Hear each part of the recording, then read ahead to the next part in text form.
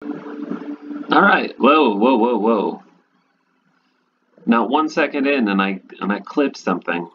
Hi everyone, and welcome to Hazardous inside of Second Life.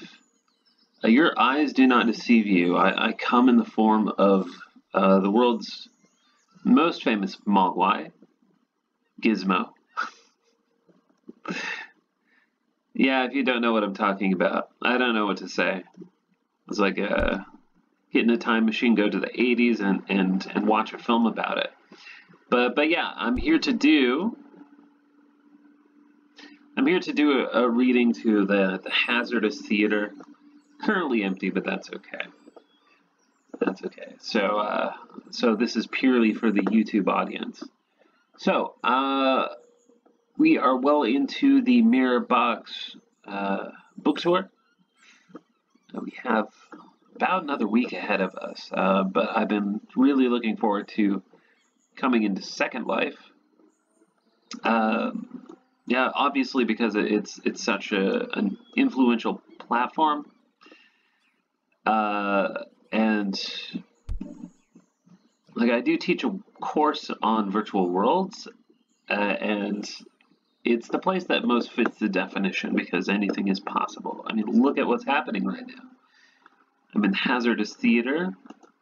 I'm at Mogwai, and I'm doing a book reading, and I'm posting it on YouTube. So give me a second to. Yeah, here we go. There we go. Oh, looking good, looking good. Okay, so I'm gonna do the reading, looking just like this.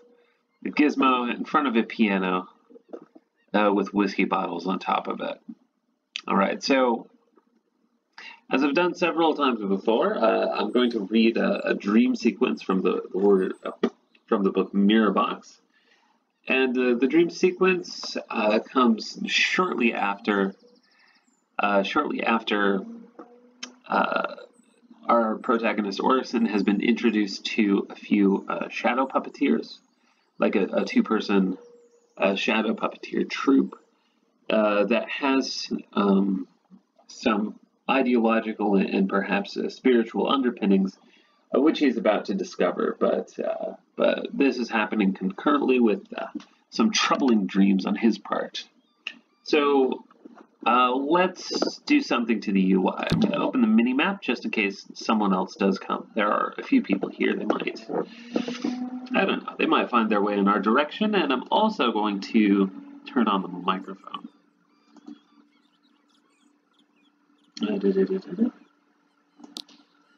Am I going to turn on the microphone? I would like to turn on the microphone. Otherwise, how will I be heard?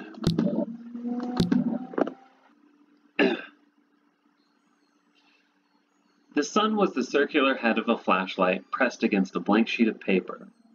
But also our three-dimensional world was the blank sheet of paper, and we were just two-dimensional characters moving within it. No colors existed there, just shadows of varying intensity.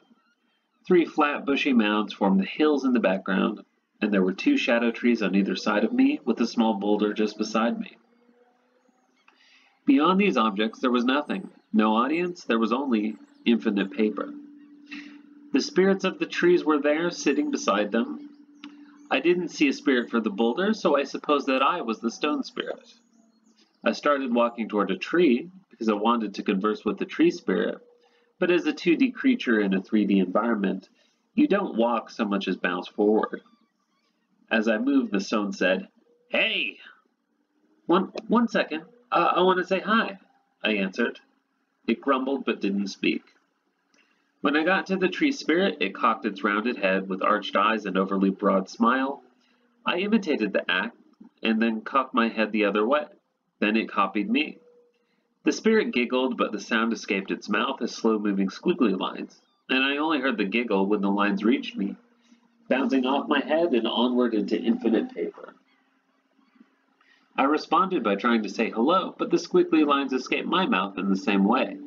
When the lines reached the spirit, it cocked its head again, and I copied it. "How are you connected to the tree?" I asked. The wavy line spurned forward to the spirit, who adjusted its head and sent identical lines in my direction. They too sounded like giggles. I persisted. If the tree dies, will you die too, or will you pass on to another life form? My squiggly lines of inquiry moved toward it, and more wavy lines of response came toward me, but the giggles were louder and more mirthful that time. I thanked the spirit, but I didn't wait for a return giggle. I turned on a pivot and bounced hurriedly toward the shadow stone. When I reached its side, it said gruffly, I hope you were having fun over there. No, I didn't understand anything it told me. Probably didn't understand me either. Well, what kind of deep philosophical probing did you expect? It's a tree spirit. You have no connection to them.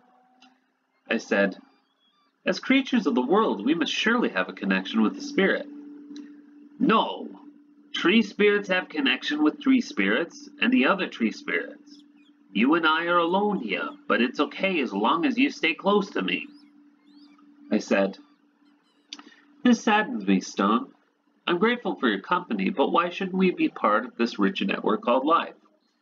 We have a different function. What's that? We're a gap in the network. Look at our position. Where are we? I pivoted, looking at one tree and then the other. We're between two trees. You keep the tree spirits separate from one another. Okay, and how would things be different if I was a tree and you were a tree spirit? Well, I suppose we'd just be three trees and tree spirits side by side, Stone asked. Well, what good is a tree? I started to answer, but it interrupted. No, let me rephrase that. What's the use of a tree in a land of infinite paper? Answer this question and you can leave, but not before.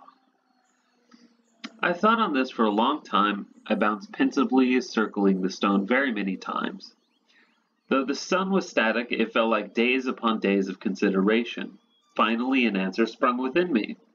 Stone, I do believe I've solved it. Well, I can't wait to hear it. In a land of infinite paper, trees only perpetuate their paper environment, which is pointless because of its pre-existing infinite nature. However, a stone once tossed will tear through the infinite paper and reveal the world within. So, am I right? Stone answered, Yeah, you got it exactly. So, Stone Spirit, you know what to do, right? Right, I said. I bounced myself closer to the boulder and then struggled to bounce it upward.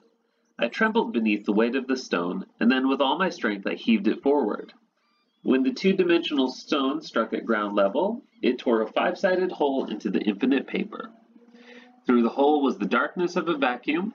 With nothing to grab hold of, I was whisked into the gap, but as I flew toward it, I spotted the tree spirit gripping the body of its tree and flapping like a flag in the sucking wind, while a stream of giggle lines flowed from its mouth. Mogwai. Mogwai. Okay, so that's it. Alright, so thank you for watching to the end, and if you would, go ahead and follow the instructions of the closing card, which is by my book. Alright, bye-bye. Bye-bye, backing away, bye-bye, bye-bye. See you later. There I go. Yo! I'm okay. I'm okay.